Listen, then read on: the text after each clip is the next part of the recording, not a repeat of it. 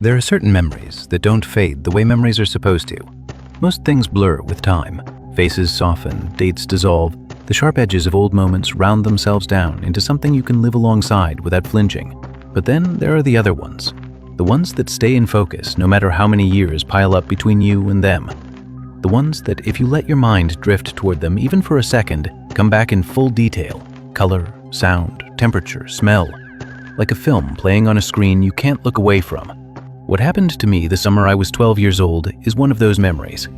I grew up in a small town in rural Ohio, the kind of place where everyone knew which family owned which fields and where the county road flooded every spring without fail.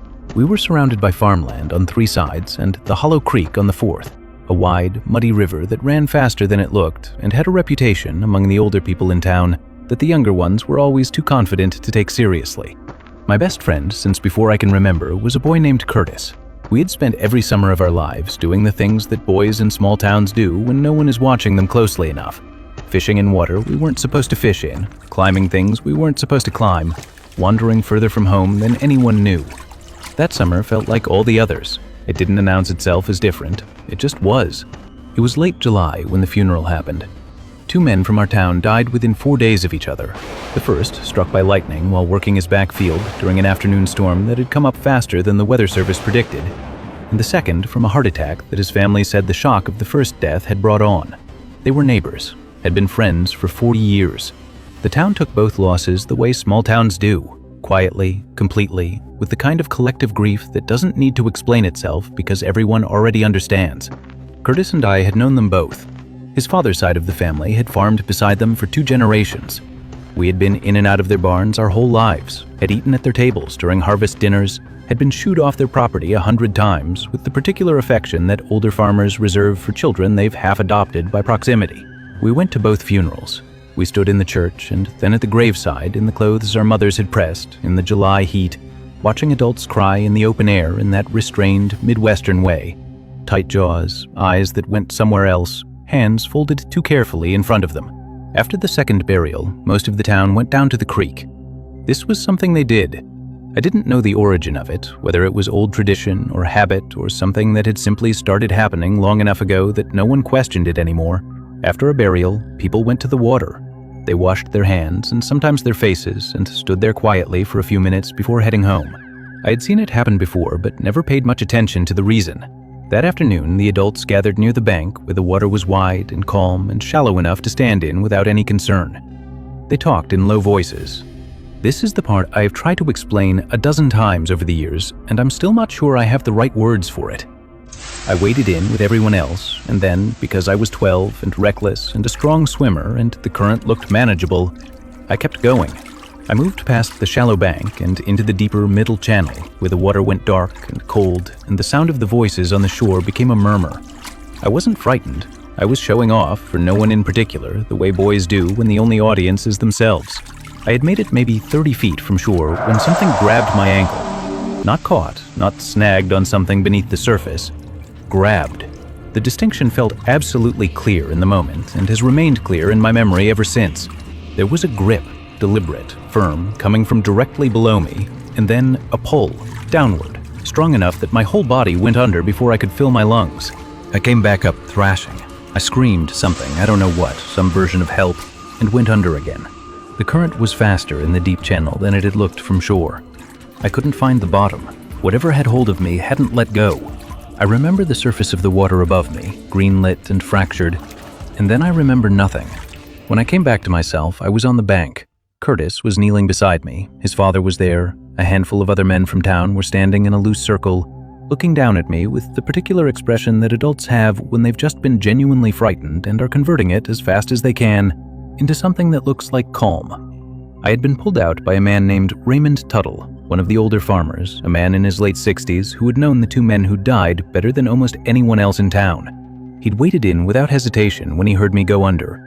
Curtis told me later that Raymond had already been moving before anyone else even registered what was happening, as if he'd been watching me from the moment I left the bank. Raymond didn't make much of it. He didn't seem like a man who'd done something remarkable. He seemed like a man who'd done something obvious.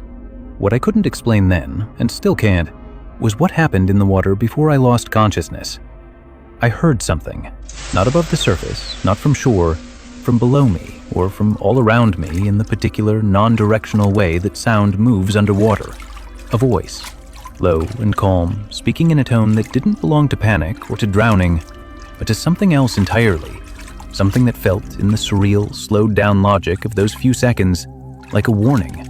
Not a sentence, not words I could later reconstruct and write down and show you, but a voice, clearly, unmistakably. A voice that didn't belong to anyone in the water with me, because no one else was in the water with me. They checked. People looked. The men who pulled me out described the spot clearly. There had been no one in the deep channel when they reached me. Nothing beneath the surface. Just cold, dark water and a 12-year-old boy going under. I told Curtis what I'd heard. He got quiet in the way he only got quiet when something genuinely unsettled him. He told his grandmother that night, and she wasn't surprised at all. She said what a lot of the older people in that town seemed to believe, that the creek had a long memory, that people who had lived and worked and died beside it for generations didn't entirely leave it when they went, that the land held something of them, and the water held something too, and that this wasn't frightening necessarily. It was simply the way things were in a place that had been home to the same families for long enough. I was a kid. I didn't know what to do with that. I'm an adult now. I've read enough and lived enough to know how the rational mind handles experiences like mine. The oxygen deprivation, the disorientation, the way extreme fear manufactures sensation and meaning in the gap between stimulus and processing. I know the explanations. I can walk through them. They are not unreasonable. But here is the thing about the rational explanation. It sits in my head like furniture I've arranged carefully and can describe in detail. And what happened in that water sits in my chest like something else entirely, immediate and specific and 30 years old and still completely unchanged. Raymond Tuttle passed away the following winter, heart trouble. He was buried in the same cemetery as the two men who had died that July, not far from the graves that had brought us all to the creek that afternoon. I went back to Hollow Creek the summer after that, stood on the bank for a while, didn't go in. I'm not sure what I was expecting. Nothing happened. The water moved the way water moves. The afternoon light came through the trees in long lines, and the current made its constant, unremarkable sound, and everything was perfectly, entirely ordinary. I drove home and sat in my driveway for a long time before going inside. Some places accumulate something over time. The scientists would say that's projection, that we assign weight to geography because of what happened there, not because the place itself holds anything. They're probably right, but I keep thinking about Raymond Tuttle, already moving before anyone else looked up. I keep thinking about whatever had my ankle, and I keep thinking about the voice. If it was oxygen deprivation, it was very specific about what it wanted to say. I just wish I could remember exactly what that was.